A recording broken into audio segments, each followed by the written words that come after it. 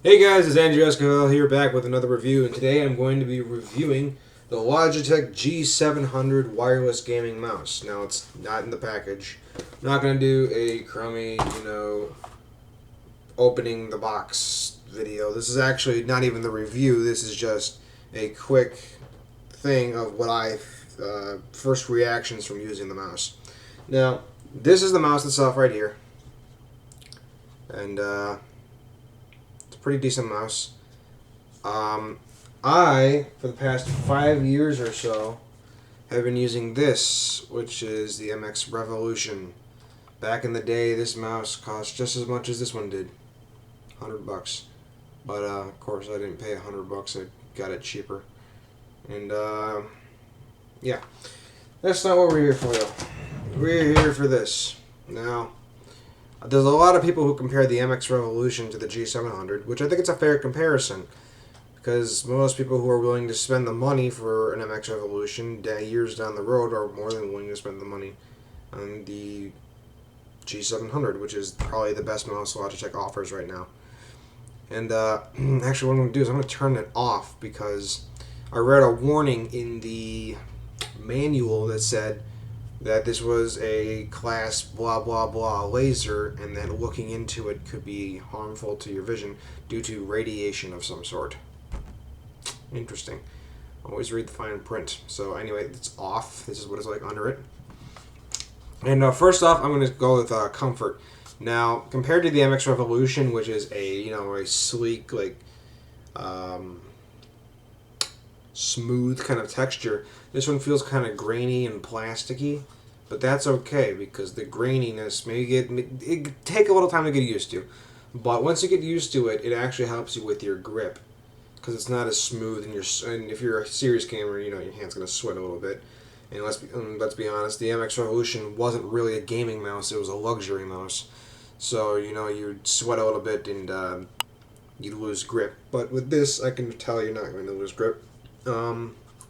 It is a rechargeable mouse. It is wireless or wired. You can set it to configure however you want it to. And if the battery dies and you must use the wireless, you can replace this with another AA. But if you're going to charge it, put this one back in. And also what's neat, that most people don't tell you, is that since this is a wireless mouse, you're going to have a wireless dongle right here. And they give you an extender cord to put on your desktop so that you can get a clear connection. See, it's got a wire and everything. But what's cool is you can take this out. Man, they really got this thing in there. Okay, you can take that out. And you can store it in the mouse. So, I guess you could just put it in like that, and voila! If you're transporting your mouse, you won't lose the dongle. Huzzah! And it all just goes back on like that. Awesome. But of course, since this is my primary mouse, and I figures I would just drop the case for it. Whoopsie doodles. I gotta take the dongle back out, put it back in. Now, I was reading or watching some videos on people who did reviews on this mouse before I got it, and they said something like this makes 1,000 bits of information, or 1,000 somethings increments of information per second, or something like that. I don't know. I'll get the details back when I actually do a real review on this. And so it's actually pretty darn accurate. It feels, it feels nice. It's gonna take a while though to get used to all these buttons, because see, there's 2 right here. There's 3 right here. There's 4 right here. And one thing Logitech did really well back like 5 years ago was with their software for programming macros and stuff. But I would say about a year ago, they made an update for things like the G15 keyboard, which I still use. And it made it freaking impossible to program anything for some reason. Because after you use the same kind of software with the same graphical user interface for a long time, and then they suddenly switch everything, oh, really difficult to get used to. And you know, with this mouse, there's so many buttons and configurations and everything you can do with this thing that, you know, it gets really hard to, you know, navigate the software if you're a new guy to this kind of stuff. Now, I mean, I've programmed complex macros before, so I'm somewhat used to this. But, you know, the software, there's no testing software as far as I can see. Like, back a long time ago, they used to have it where you can program your macro, and then there's this little application you can open up to test your macro, and it would say exactly what your macro is doing. I guess they may have gotten rid of that because I can't find that same software on it anymore. But that was a really helpful thing that they apparently just dissed. So I got this thing, and I'm trying to like make a new profile and everything for it. And I got it all programmed nice and perfect, and I'm like, yes. And then I go to save it, and I try to use it, and I'm like, why isn't any of this working? It's doing all this random stuff that I didn't program it to do. Well, I found out the hard way that you need to set it on the mouse itself to use your new profile for your programs, because actually the data for your macros and everything, or whatever you set this mouse to, is not just set on the computer, it's also set on the mouse. The mouse has its own memory so that you can bring it to someone else's house with another computer completely, and it's got all your special data that you programmed in the mouse itself, which is nice. I just wish their software was a little easier, because you have to switch through the programs on the mouse, which means you have to go back to the default profile and set one of the buttons to change the profiles. Then use the mouse and the button on the mouse to switch the profile, so you can use your new profile that you just created. It's a little annoying.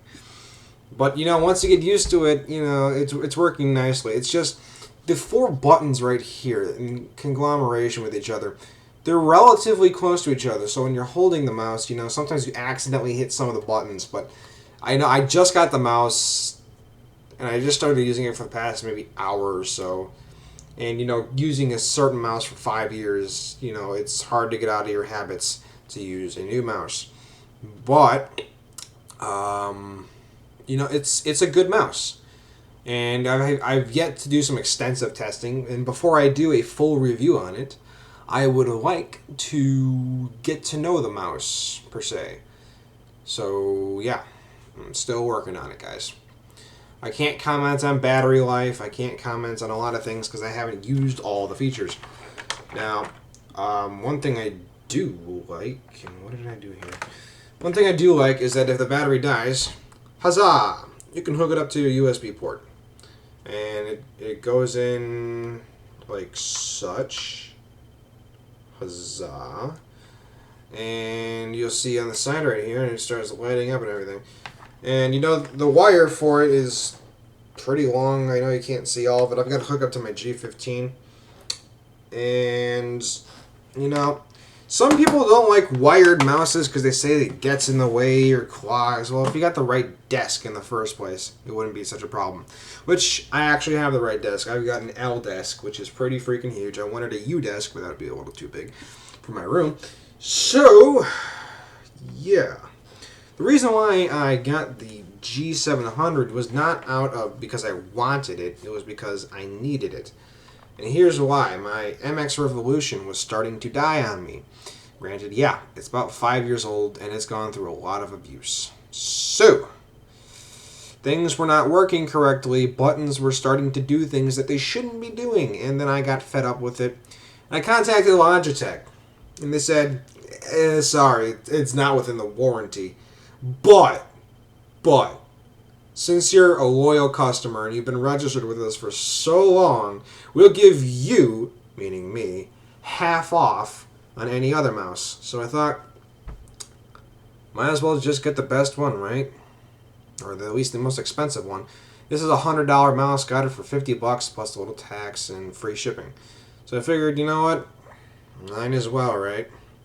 And you know, overall, I'm actually quite happy with the mouse. It's doing pretty good thus far, but I've yet to do, you know, extensive stuff with it. And what I really liked is what I used to do on video games, just to cheat a little bit. On my G15 keyboard, I would program a macro key to auto-click for me so that any semi-automatic weapon I use in the game is now fully automatic. But it was always a pain in the butt because you have to stretch your hand all the way across to the other side of the keyboard. So I thought to myself, back a long time ago, I wish they made a mouse like this one, where there's got programmable G keys right here, so like a macro and auto-click button to cheat on video games. Yay! Thanks, Logitech, for finally doing that. You've officially made me OP. Anyway, getting back to the actual mouse. I don't really know what else to say. I think I've gone over the basics and everything. But anyway, I feel as though this video is dragged on long enough. It's already over 11 minutes, and half of you probably stopped watching half the video ago. So anyway, goodbye, and yeah, look forward to seeing my full review. Now, if I can get this mouse to turn back on, I can shut off this video recorder.